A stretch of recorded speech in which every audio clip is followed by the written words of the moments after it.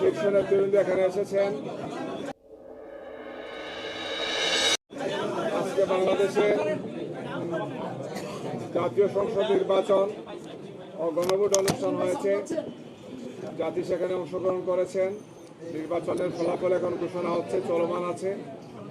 তো এই পরিস্থিতিতে এ পর্যায়ে সম্মানিত সাংবাদিক বন্ধুদের সামনে বক্তব্য রাখছেন বাংলাদেশ জামাত ইসলামের সম্মানিত আমির ডাক্তার শফিকুর রহমান। এখানে উপস্থিত আছেন বাংলাদেশ খেলাফত মজলিসের সম্মানিত আমির জনাব মাওলানা মামুনুল হক, এনসিপির সম্মানিত আহ্বায়ক জনাব নাহিদ ইসলাম সহ আমাদের অন্যান্য শীর্ষ নেতৃবৃন্দ এখানে উপস্থিত আছেন।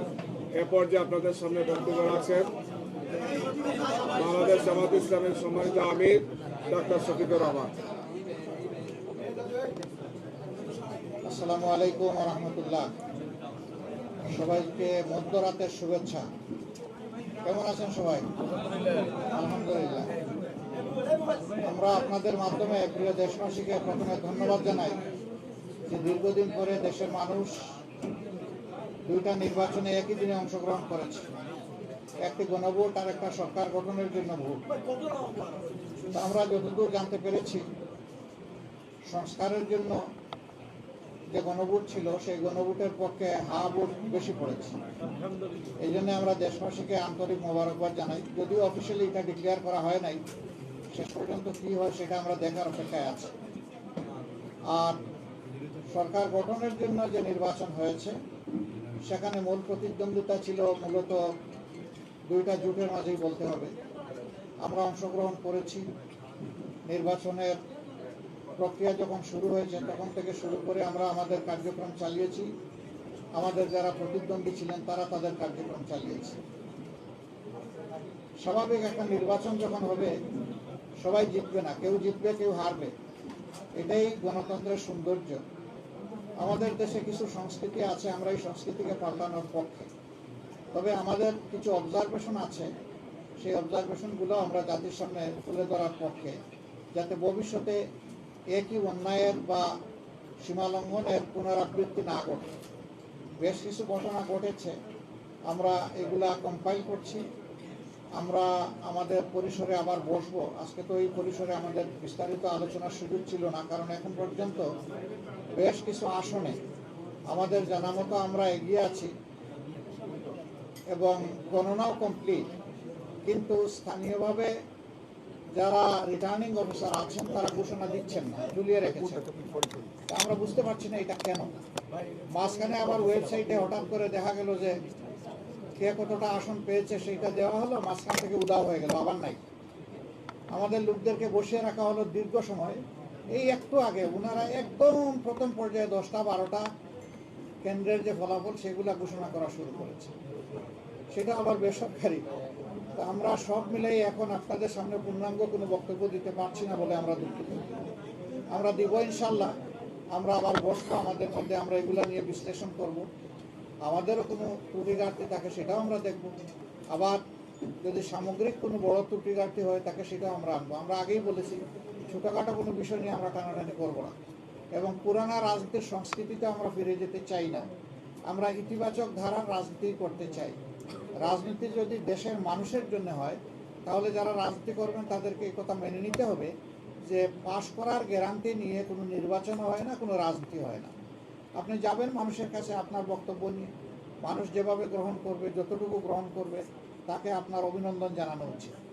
আমরা দেশবাসীকে যতটুকুই তারা আমাদেরকে সহযোগিতা করেছেন এর জন্য আমরা গভীর কৃতজ্ঞতা এবং অভিনন্দন জানাই। আর আমরা আশা করছি যে খুব দ্রুতই সরকার তার অফিসিয়াল রেজাল্ট পাবলিশ করার সাথে সাথে আমরা আবার আপনাদেরকে কষ্ট দেব। তখন আমরা আমাদের চূড়ান্ত দৃষ্টিভঙ্গি জাতিকেও জানিয়ে দেব, আপনাদেরকেও জানিয়ে দেব। তবে আপনারা আশ্বস্ত থাকতে পারেন যে আমাদের দৃষ্টিভঙ্গি হবে ইতিবাচক ধারার রাজনীতি, কল্যাণ ধারার রাজনীতি, মানুষের জন্য রাজনীতি, দলের জন্য রাজনীতি নয়। আমরা বিরোধিতার জন্য বিরোধিতা, ওই রাজনীতি আমরা করব না। আমরা কোরআনের একটা মূলনীতি আছে, তাওয়ানু আলাল বিররি ওয়াত তাকওয়া ওয়ালা তাওয়ানু আলাল ইসমি ওয়াল উদওয়ান, যে তোমরা ভালো কাজে সহযোগিতা করো, আর কাজটা যদি মন্দ হয়, অকল্যাণকর হয়, তাহলে তোমরা তার বিরোধিতা করো অথবা তোমরা সহযোগিতা থেকে বিরত থাকো। আমাদের মূলনীতি মূলত ওটাই হবে। ভালো কাজে সহযোগিতা থাকবে, মন্দ কাজ যেটা সেটা স্বাভাবিকভাবেই জনগণের অধিকার রক্ষার জন্য আমাদেরকে কথা বলতে হবে।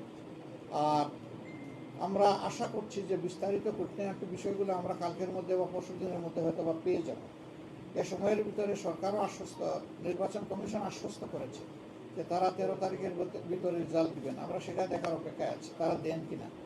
যদি দিয়ে থাকেন ভালো, না দিয়ে থাকলে আমরা সঙ্গত সীমা পর্যন্ত অপেক্ষা করব।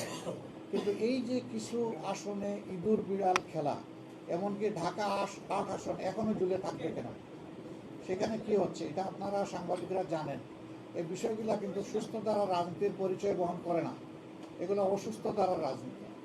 তো সেই বিষয়গুলো আমরা বিবেচনায় নিব, জাতিকে আমরা যতটুকু জানানো দরকার মনে করব জানাবো, যাতে ভবিষ্যতে এটি মন্দ কাজের চর্চা অথবা ধারাবাহিকতা না থাকে। আপনাদেরকে ধন্যবাদ সবাইকে, কষ্ট করে আপনারা এসেছেন।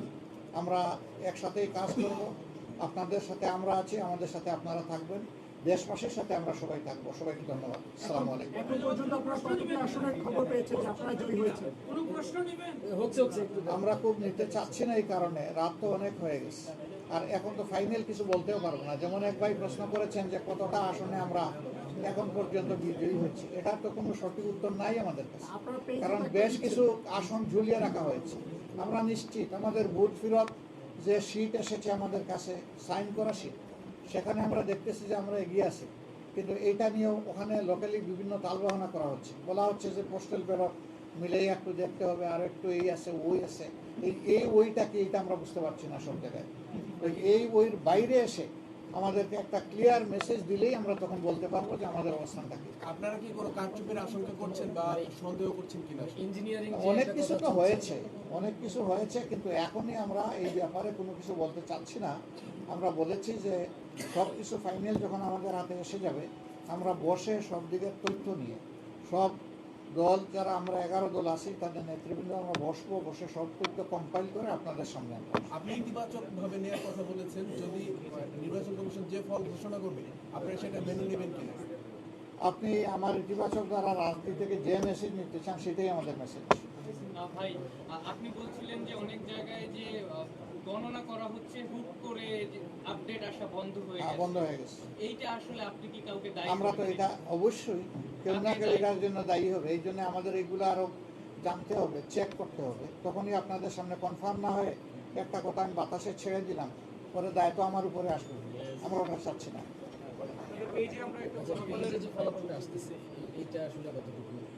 কোন পেজে? এইটা আমরা যা পেয়েছি তা বলতেছি। এখন এইটা তার ভিত্তিতে ফলাফল এটা চূড়ান্ত এটা বলা যাবে না, এটা জাস্ট একটা আপডেট, আর কিছু না। নাহিদ ভাইয়ের ব্যাপারে কি কোনো আপডেট এসেছে? যদিও নাহিদ ভাইয়ের ব্যাপারে আসিফ মাহমুদ সজীব ভুঁইয়া অলরেডি তার ফেসবুকে পোস্ট করেছেন যে উনি বিজয়ী হয়েছেন, বাট অফিসিয়ালি কোনো আপডেট কি না, অফিসিয়াল ফলাফল তো এখনো ঘোষণা করা হয়নি। এখন রিটার্নিং অফিসাররা যেটা করতেছেন এটা কিন্তু অফিসিয়াল না। অফিসিয়াল হবে যখন গেজেট আকারে প্রকাশ হবে। এখন যেটা এটা জাস্ট নন অফিসিয়াল প্রাইমারি রেজাল্ট, কিন্তু এটাই শেষ পর্যন্ত অফিসিয়াল হয়। তো সেইটা হয়েছে কি কেন্দ্র থেকে যে তথ্য আসছে সেই অনুযায়ী আমরা বলেছি।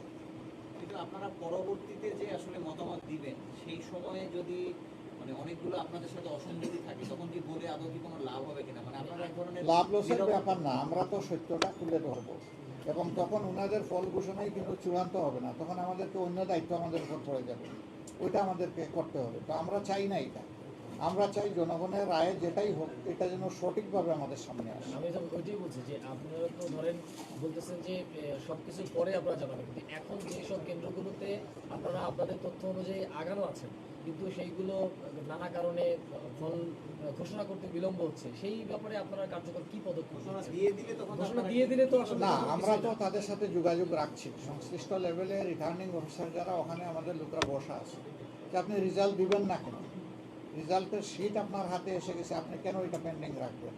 তো এই জিনিসটাই তো বলছিলাম যে এই ওই চলতেছে, এই ওইটা আমরা সমাধান চাই, এটা সমাধানের পরে ইনশাল্লাহ আমরা দেখব। থ্যাংক ইউ সবাইকে। কিছু বলবো নন ভাই? এখানে আমাদের বাংলাদেশ খেলাফত মজলিসের আমিরে মজলিস জনাব আল্লামা মামুনুল হক সাহেব আছেন, তারপরে জাকবার ভাইস প্রেসিডেন্ট আছেন, এনসিপির আহ্বায়ক নাহিদ ইসলাম আছেন, তারপরে এখানে লেবার পার্টির চেয়ারম্যান মুস্তাফিজুর রহমান ইরান আছেন, আর কি কেউ আছেন? আচ্ছা, আমরা বাকিরা সবাই আছি। তো সবাইকে ধন্যবাদ। আসসালামু আলাইকুম। ইনশাল্লাহ আমাদের মুখে হাসি দেখবেন, আপনাদের মুখে যেন হাসি থাকে। আমরা জানবেন, আপনাদেরকে জানাবো। আমরা জেগে আছি আপনাদের জন্য। ইনশাল্লাহ। ফি আমানিল্লাহ। আসসালামু আলাইকুম। দেশের জন্য আছি। না না, আজকে রাত্রের জন্য আপনাদেরও ছুটি, আমাদেরও ছুটি। অফিস তো আমাদের ছুটি দেয় নাই, সারা রাত আমরা এখানে আপনাদের পাহারা দেবো ইনশাআল্লাহ। আজকে রাতে আর কোনো মিটিং করবেন না, এইটাই শেষ। তাইলে তো আমরা